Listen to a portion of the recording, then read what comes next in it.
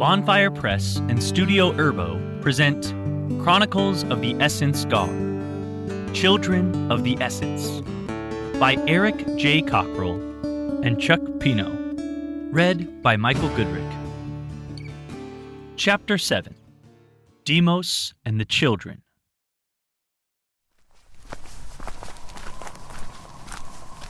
June 17th, 1989. The long walk from Dion to the Quarry was uncomfortable.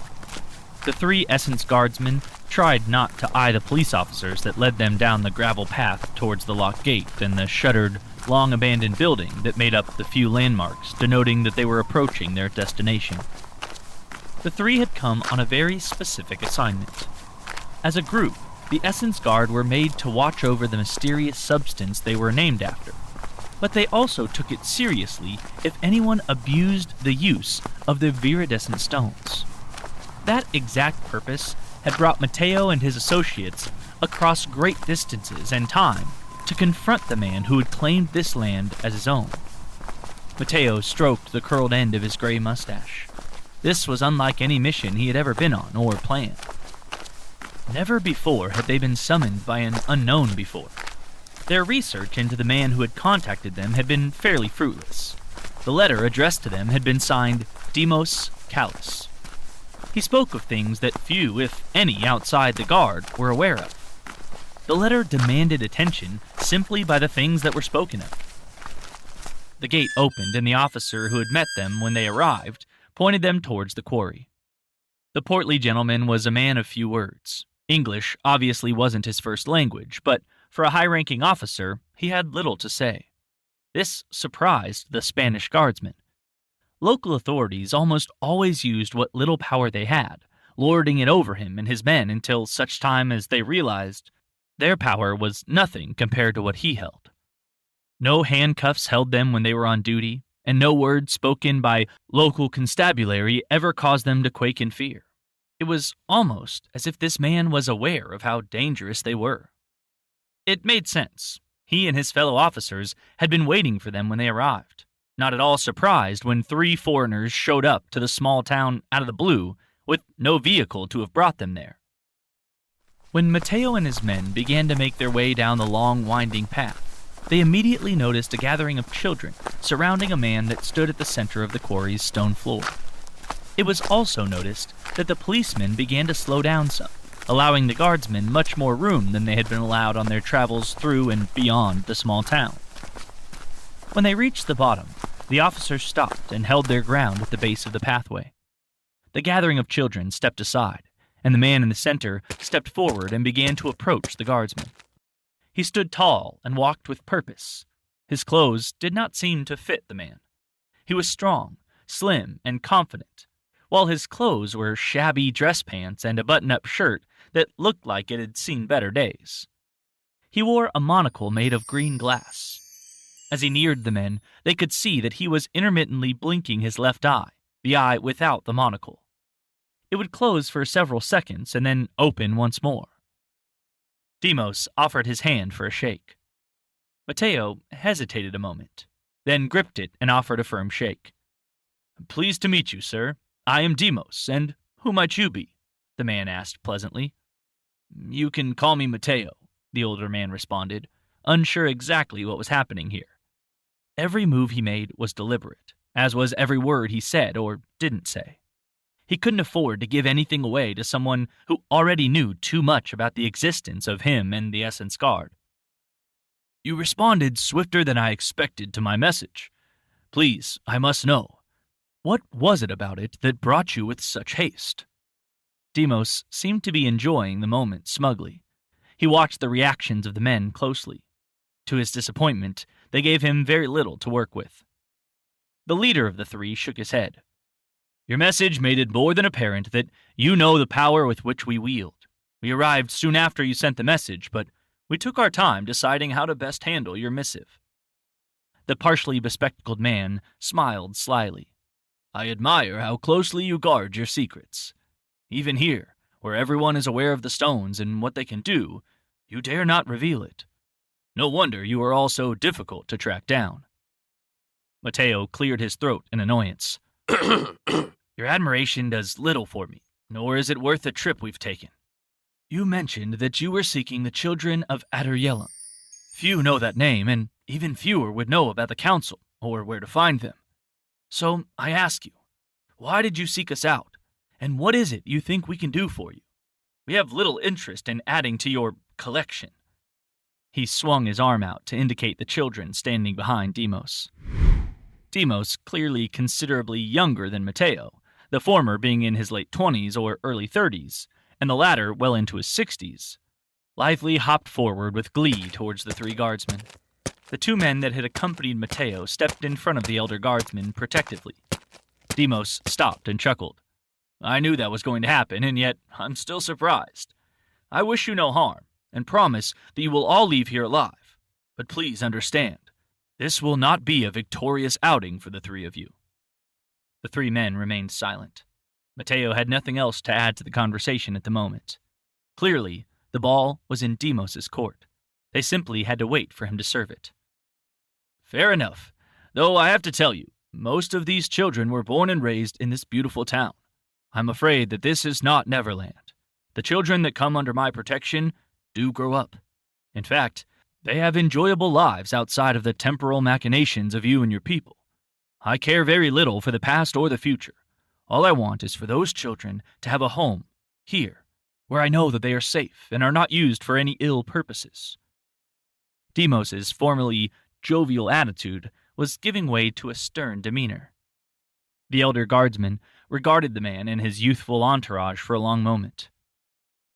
We know very little about you, save for you have a horde of children at your disposal, and now we are aware that you seek the children of Adderyelam. I can tell you that with that small amount of information, that it is unlikely you will find us delivering any of them to you. And of course, your motives, since we are completely unaware of them, are absolutely suspect. The fact that you tracked us down, though, is worrisome, and at this moment is what I'm most interested in. The smile returned to the younger man's face as his features lit up. Oh, I suppose that must have surprised you. I have access to the essence like the rest of you, and have tested it and experimented upon it. I've worked hard to learn of you people and of your council.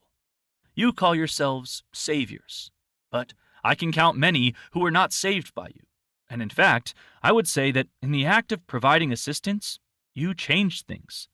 What happened was as natural as anything else. So who are you to control such power and circumstances? Mateo remained uncomfortably silent. The answer to that matters little to me. I couldn't fully believe you, even if you did offer up the truth, Dimos continued. How I found you, though, was a little more simple than you might imagine. You see, the essence can take us to places without us having to be specific. I didn't need to know where or when you were, merely who some of you were. After that arduous research, I sent the message tied to a shard of the essence rock, and sent it through time and space to seek you out. And now, here you are. He waved his hands in the air in mock joy. If you won't be delivering the children to me, you must know that I will be giving them a proper home if and when I find them to need it. I suggest that you stay out of my way while I do so. Mateo's eyes narrowed. I don't believe that I can reassure you that we have the children's best interests at heart. Your paranoia is far too deep-seated to take me at my word. In the meantime, though, what do we have to fear from you? You can find us and we can find you. We, however, have trained men and women who know how to deal with such instances. And you have, he looked around and scoffed, a ragtag group made up of children, civilians, and a small-town Greek police force? So what is stopping us from continuing on as we have already done for quite some time now? Dimos grinned. Good question. He looked up to the police officers. Show them, my friends. The officers unholstered their guns and began to draw them on the guardsmen. Mateo stiffened, while the other two men each grabbed something from their pockets and grasped their leader's shoulder. They stood incredibly still as their brows furrowed and worry crossed over their features. The children parted once more. This time, 4 of the taller children, likely preteens themselves, carried a large chest and set it down next to Dimos. The chest was old, wooden, and looked like something that had survived a pirate's assault. The brazen young man opened the chest so the three Essence guards could see what it contained. Inside was a large nugget the size of a human head. It looked like amber, though it was completely opaque. His smile had dimmed some. "You had thought yourselves in trouble and were going to make an escape, no? And yet, when you made your attempt, nothing happened." He pointed to the rock, and his grin widened once more. "This substance is the bane of your essence. It keeps it from working, among other things. That makes it impossible for you or your men to simply appear here. You see, this quarry is filled with this rock. We are completely immune to whatever you can do. And if you do arrive unwanted..." He placed a hand upon the rock and closed his eyes. The two men protecting Mateo lurched forward with pained expressions. Their hands that had grasped the items from their pockets extended as far out as they could. Both cried out in pain, and one after the other, they opened their hands, and a pair of jade coins flew through the air and popped into the chest. Dimos looked down in wonder and picked one up. "Ah, more treasure." He flipped the coin in his palm and looked down. One side was a Tyrannosaurus Rex, and the other, the bust of a proud rooster. He stared at the coin for a few seconds before slipping it into his pocket. "I assume that this was your way home. Consider this a lesson. I and my people are not to be trifled with. Leave with your lives and stay out of my way. The children of Adar deserve to be protected, and I am the one who shall do so. Go." Mateo turned around and began the long, slow walk away from the quarry and Dion. His companions were obviously against it and had hoped to recover their coins, but he allowed no argument. Dimos watched with a smug grin. Things had gone exactly as he had known they would. June 17th, 2012. Celeste regarded Dimos with fear and worry. If this was a game, their cards were not only face up, but they were in Dimos' possession. Andres stood beside her, jaw tightened and fists clenched. He began to take a step forward, but their host raised the staff dramatically, stopping Andres in his tracks. "Do not touch the children, even if it is just to push them aside. That will not end well for either of you." Andres' jaw slackened some, and he relaxed. Dimos dropped his hand and nodded agreeably. "Excellent. I told you already, nothing remains secret from me, especially when you stand before me.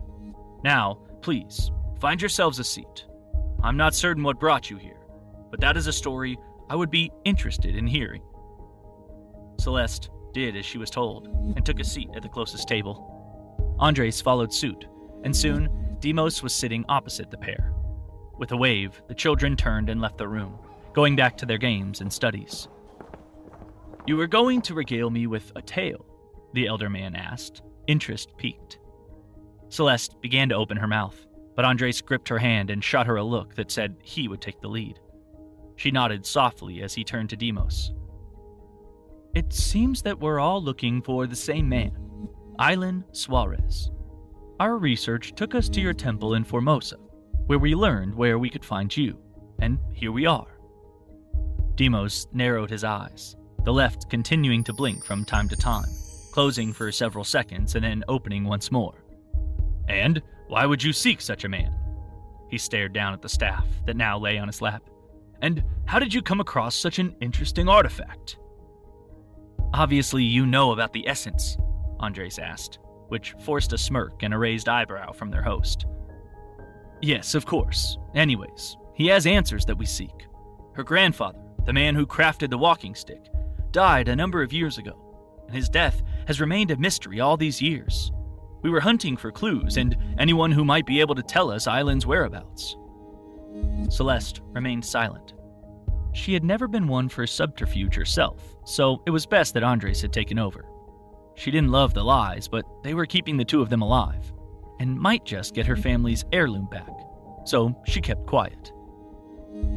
Andres was met with a long, low sigh from Dimos. "I see. The man you speak of is a member of something known as the Essence Council. It's a group of men and women who supposedly seek to keep the timeline intact and protect the essence from the machinations of others. My thought has always been, who asked them? Who tasked them with such a crusade? I understand what power can do to a person. So when there is a group of people doing their damnedest to keep that power from others and consolidate it for themselves, well, now that is something I have a problem with. It wouldn't be a fight I was interested in, though, if it weren't for the fact that they had set their sights on people who matter dearly to me. Have you ever heard tell of a place called Adderhjelon? Celeste had never heard such a name in all her life. It didn't even sound remotely familiar. Andres looked back to her and she immediately shook her head in complete confusion. He turned back to Dimos. We have not. Dimos regarded the two shrewdly for many uncomfortably silent seconds before continuing.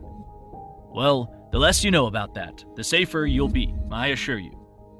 Well, at this moment, the little information I do have would be of little help to you, though it sounds like my friends in Argentina have come across something.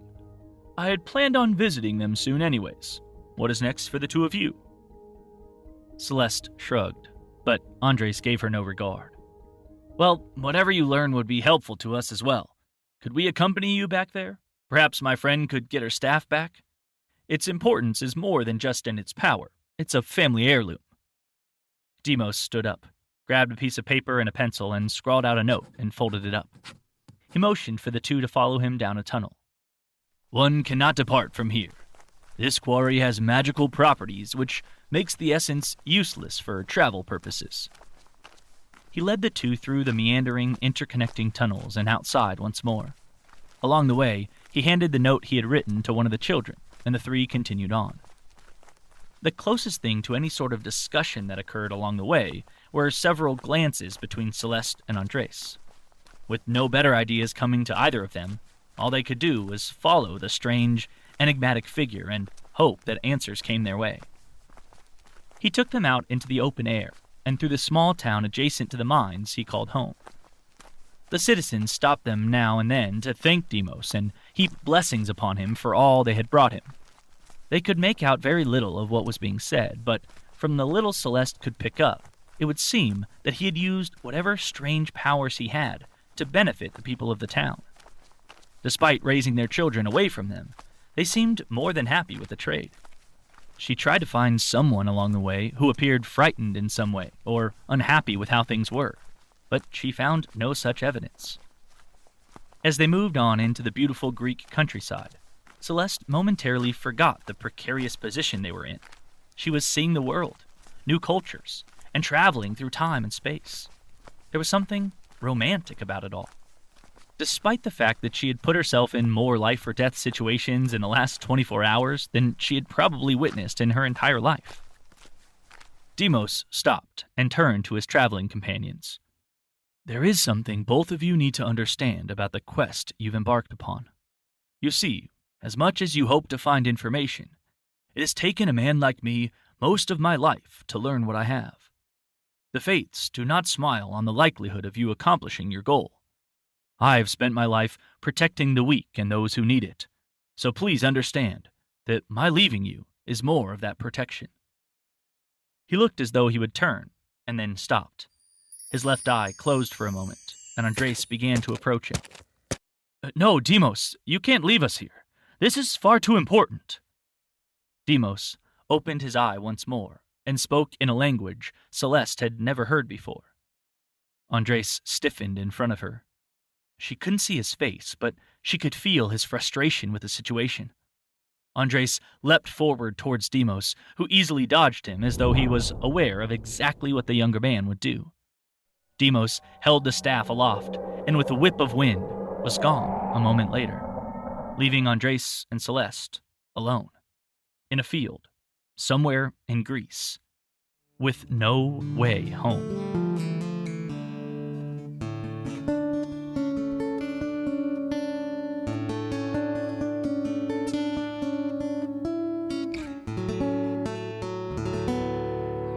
Theme music by Carol Cockrell.